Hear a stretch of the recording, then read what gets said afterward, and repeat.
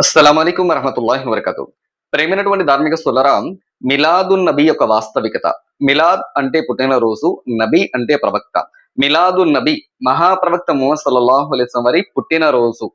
ఈ రోజు ప్రపంచంలో మనం చూసినట్టయితే సోదరులారా, మనం చేసే ప్రతి ఆచరణ ఖురాన్, హదీస్, మన్హజే సహాబా ప్రకారం ఉంటేనే అది స్వీకారయుగం అవుతుంది. మరి సోదరులారా ఆలోచించండి, ఈ రోజు మనం మిలాదున్ నబీ ఏదైతే మనం చేస్తున్నామో ఈ మిలాదున్ నబీ చేయమని ఖురాన్ మరియు హదీసులో ఎక్కడైనా ఆధారం ఉందా?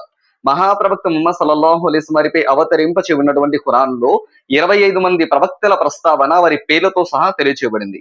మరి ఏ ప్రవక్త అయినా సరే తన పుట్టినరోజు చేసుకున్నట్లు ఆధారం ఉందా? మహాప్రవక్త ముహమ్మద్ సల్లల్లాహు అలైహి వసల్లం వారిని చూసి కలిసి ప్రవక్తతో తిరిగినటువంటి సహబాలు, స్వర్గం సర్టిఫికెట్ పొందినటువంటి అషరే ముబషిర సహబాలు మరియు మహాప్రవక్త ముహమ్మద్ సల్లల్లాహు అలైహి వసల్లం వారి కుటుంబీకులు ప్రవక్త బ్రతికున్నప్పుడు కానీ ప్రవక్త చనిపోయిన తర్వాత కానీ ఎప్పుడైనా సరే ఆయన పుట్టినరోజు మిలాదున్ నబీ ఉత్సవాన్ని పండగని చేశారా?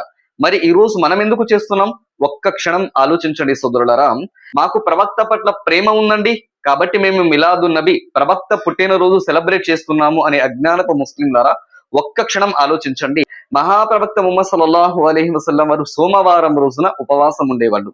సహబాలు దీని గురించి ప్రశ్నించినప్పుడు ప్రవక్త వారు అన్నారు, ఇదే సోమవారం రోజున నేను పుట్టించబడ్డాను, నా పుట్టినరోజు, మరియు ఇదే సోమవారం రోజున నాపై వహీ అవతరించింది కాబట్టి నేను ఉపవాసం ఉంటున్నా అని అన్నారు. ప్రవక్త వారేమో తన పుట్టినరోజున ఉపవాసం ఉన్నారు, మనమేమో ప్రవక్త పేరు మీద మనం ఈద్ మిలాద్ అని ప్రవక్త పేరు మీద పండగ చేస్తూ ఉత్సవాన్ని చేస్తున్నాం. మరి నిజంగా ప్రవక్త పట్ల ప్రేమ ఉంటే ప్రవక్తను అనుసరించాలి. ప్రవక్త వారేమో తన పుట్టినరోజున ఉపవాసం ఉన్నారు, మనమేమో పండగ సెలబ్రేట్ చేస్తున్నాం. ఇది నిజంగా ప్రవక్త పట్ల ప్రేమన? ప్రవక్తని అతిశయిల్లటం ప్రవక్త వారికి తిరస్కారం అవుతుందా?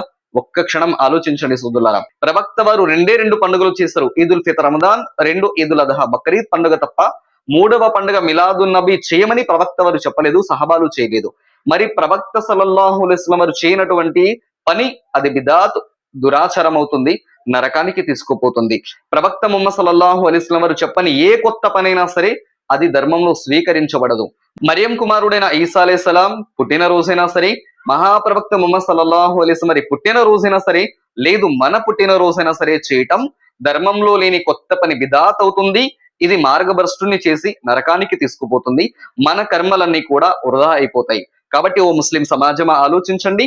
అల్లా మరియు ఆయన ప్రవక్త ముహమ్మద్ సల్లల్లాహు అలైహి వసల్లం వారి పట్ల ఎలా విశ్వసించాలో అలా విశ్వసించండి.